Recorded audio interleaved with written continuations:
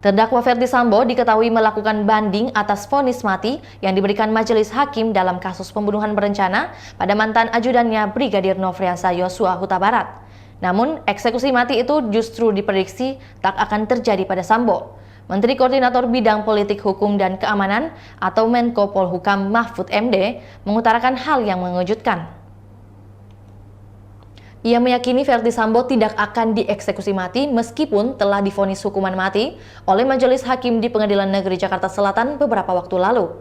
Hal itu menjawab pertanyaan jurnalis senior Andi F. Noya dalam acara program YouTube Stasiun TV saat Tribun Timur kutip dari tribunnews.com Senin 20 Februari 2023. Ia menduga Sambo akan meninggal di penjara dengan vonis penjara seumur hidup. Keyakinan tersebut, kata Mahfud, didasarkan pada akan diberlakukannya KUHP baru atau Undang-Undang Nomor 1 Tahun 2023 tentang Kitab Undang-Undang Hukum Pidana pada tahun 2026 mendatang.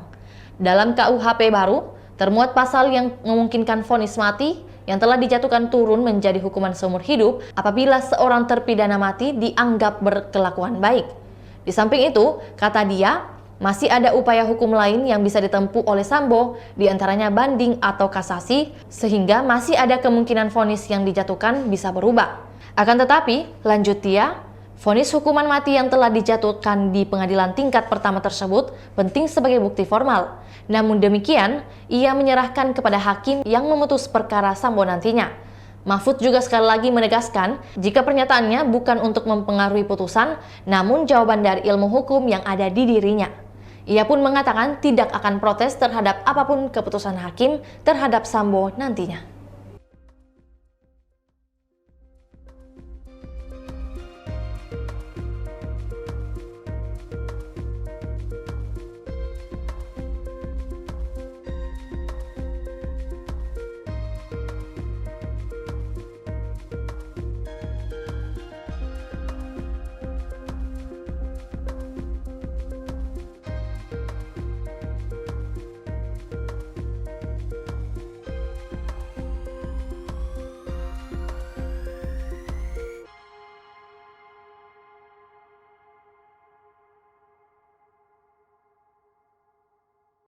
Itulah tadi berita hot news kita pada hari ini. Saksikan berita hot news lainnya hanya di kanal YouTube dan Facebook Tribun Timur.